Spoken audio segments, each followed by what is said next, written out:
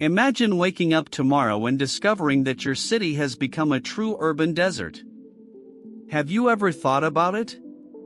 What if I told you that millions of people are packing their bags and abandoning their homes in search of a new beginning? It looks like a scene from a movie, but it's the reality of 2024. Get ready for a trip through the 10 US states that are being emptied in a way never seen before. What are the reasons? What is happening behind these drastic changes? And, most importantly, could you guess what these states are? Hold that curiosity and come with me. Okay, I'm going to share a little bit of my perspective on the first few topics on this list. You know, sometimes we need to stop and reflect on why so many people are leaving certain states in the US in 2024. I'll tell you what I think about it, starting with the economic reasons and quality of life. Economic reasons.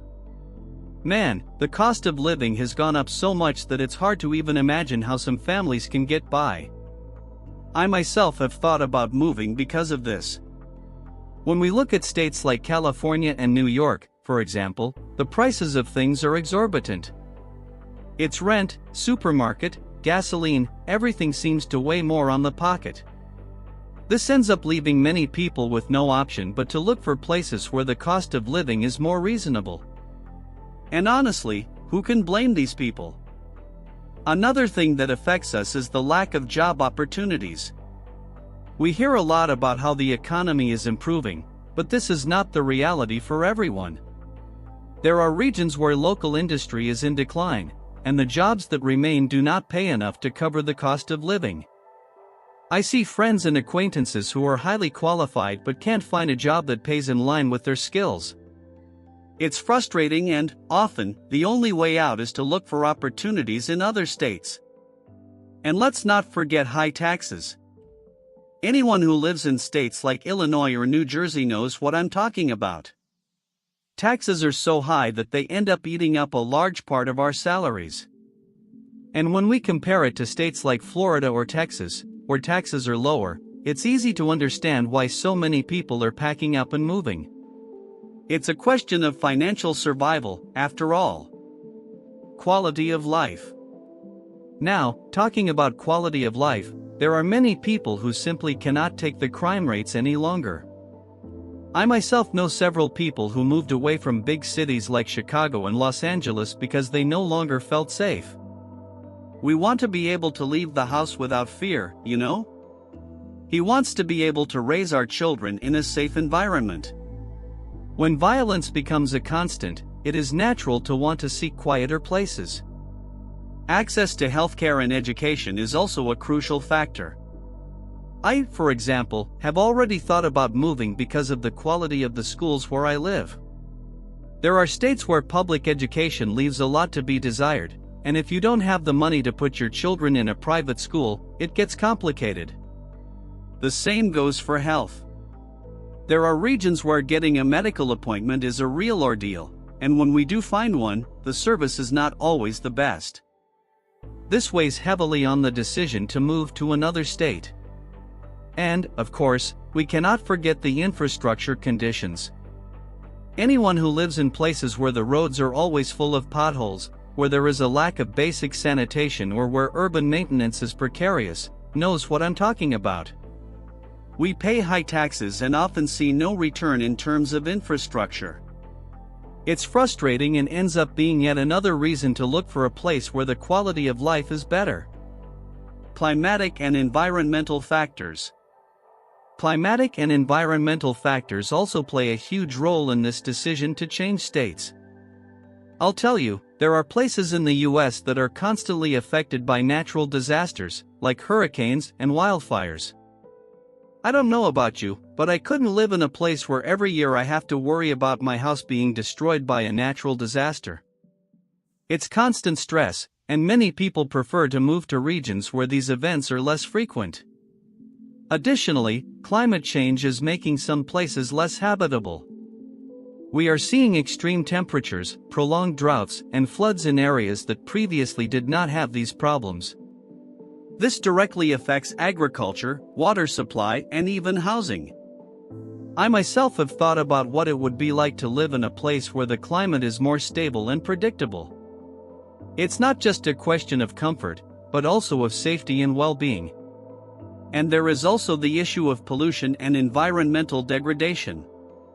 There are cities where the air quality is so bad that it affects people's health. You can't live in a place where you get sick just by breathing, right? We want to be able to leave the house and enjoy nature without worrying about pollution levels.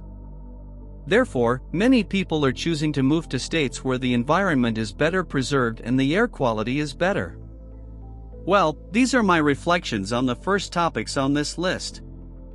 It's complicated, but it makes sense that so many people are looking for new places to live, in search of a better, more balanced life.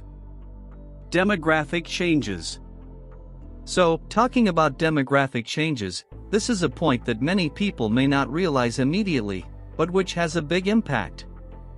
The aging of the population is a significant factor. There are states where the proportion of elderly people is growing rapidly, and this can completely change the dynamics of a region. On the one hand, this could mean more investment in healthcare services and infrastructure for seniors, which is great. But, on the other hand, it can also mean fewer opportunities for young people, who end up looking for other regions with a younger and more vibrant population. Furthermore, the migration of young people to other regions is a phenomenon that is intensifying. I myself know several people who left Midwestern states, for example, in search of better opportunities in places like Austin, Denver, or even smaller cities that are becoming tech hubs. These young people are looking for jobs, of course, but also for a better quality of life, more culture, and more leisure options. And when they leave a void that is not always easy to fill, which can cause a demographic imbalance. Public policies and governance. When we talk about public policies and governance, the scenario becomes even more complicated. Unpopular political decisions can be the final nail in the coffin for many people. I've seen this happen several times. Policies that do not take into account the needs of the population end up alienating people. It could be an increase in taxes, cuts in essential services, or even laws that go against the population's values and lifestyle. Regulatory and bureaucratic uncertainty also weighs heavily. There are states where opening a business is a real headache due to bureaucracy. Licenses, permits, regulations, all of this can become so complicated that many people prefer to try their luck in places where things are simpler and more straightforward. I myself have thought about starting a business and found myself discouraged by the number of bureaucratic obstacles in my state. And look, I'm not the only one.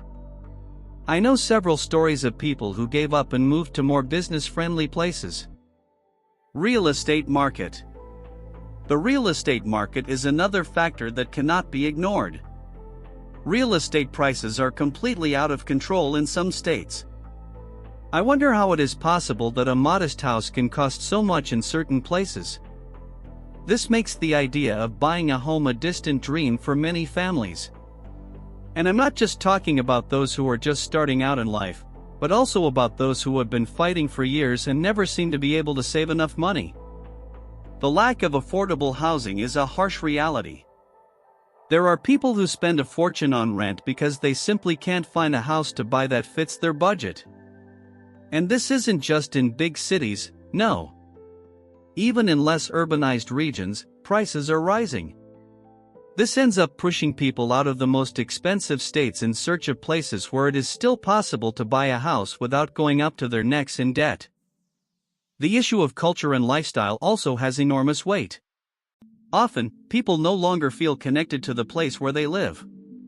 It may be that the region has changed so much over the years that it no longer looks anything like the place where they grew up. Changes in the cultural and social profile can make some people feel out of place. The search for a community that shares the same values and interests can lead many people to look for new horizons. They also have a preference for urban or rural lifestyles. I, for example, love city life, but I completely understand those who prefer the tranquility of the countryside. With the pandemic, many people discovered that they can work remotely and decided to move to quieter places, away from the hustle and bustle of big cities. This is a lifestyle change that you cannot ignore. It's like we're rediscovering the value of little things, you know? Fresh air, silence, nature, all of this gained an importance that perhaps we didn't value so much before. And you can't talk about changing states without touching on the topic of mobility and transport. In some states, the transport infrastructure is so poor that it becomes a real nightmare to get around. I've been through this myself. Hours in traffic, crowded and unpunctual public transport, lack of bike lanes or even decent sidewalks. All of this makes us rethink where we want to live. Congestion is another problem. There are cities where traffic is so chaotic that we waste hours of the day just trying to get around. This not only increases stress but also reduces quality of life. Those who have the option to work remotely often choose to move to places where traffic is not a constant problem. And, of course, the lack of quality public transport options weighs heavily on this decision. Those who depend on public transport want efficiency, comfort, and safety, and when they don't find that, they start looking for alternatives. Speaking of remote work, this is one of the big changes that the pandemic has brought and which is greatly influencing internal migration in the USA. Technology has allowed many people to work from anywhere, and this has opened up a huge range of possibilities. I myself know people who swapped the hustle and bustle of New York for the tranquility of smaller cities, where the quality of life is better and the cost of living is lower. Digital infrastructure has become a crucial factor. There are states that have invested heavily in connectivity, and this has attracted many professionals who can work from home.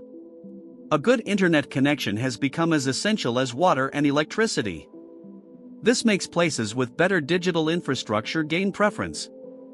And it's not just for work, no. Technology also facilitates access to services, education, and even leisure. All of this helps people choose states that are more aligned with this new digital reality. And, of course, the COVID-19 pandemic has changed a lot. We saw a real revolution in housing preferences. Many people left big cities in search of more space, less crowds, and a healthier environment. I myself have seen several friends move to the countryside or smaller cities during the pandemic. This search for more space and quality of life has become a strong trend. The state's response to the health crisis also made a difference. There are states that stood out for their efficiency and speed in combating the pandemic, and this attracted a lot of people. No one wants to live in a place where the response to a health crisis is slow and ineffective. The pandemic made us value health and well-being even more, and this was reflected in our choices of where to live.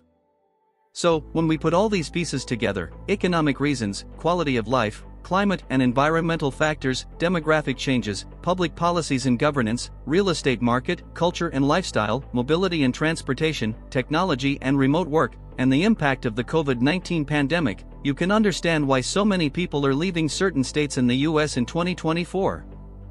It's a complex combination of factors that ultimately comes down to a search for a better, safer life, more balanced and happier. The truth is that, at the end of the day, everyone wants the same thing: a place where they can feel safe, have opportunities, live well and raise a family. And when a state is unable to offer this, people will look where these conditions exist. I myself have thought about moving several times, and each of these topics weighs in the balance.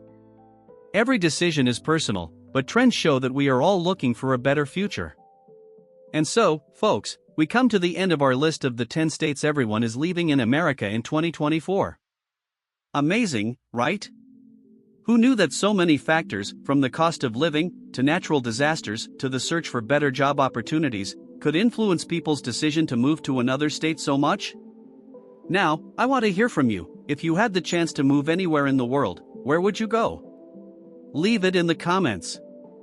And, speaking of which factor would be most decisive for you when choosing a new place to live? Economy, climate, security? Or maybe something completely different? Also, as you think about your answer, have you ever wondered what life would be like in a state that is attracting more and more people? Perhaps in the next video, we can explore the states that are growing rapidly and understand what is making these places so attractive. What do you think of this idea? And speaking of curiosities, did you know that some of these state changes could even influence future elections? That's right. The migration of large groups of people can change the political landscape of a place in surprising ways. Interesting, isn't it? And, of course, if this type of content interests you, don't forget to subscribe to the channel and turn on notifications so you don't miss our next videos. We have lots of cool things planned for you. But I want to leave a final question for you to reflect on. Are we witnessing a new migratory trend in America? And if so, what could this mean for the future of the country? So, leave your answers and opinions in the comments. I read them all and love knowing what you think. Until next time, everyone.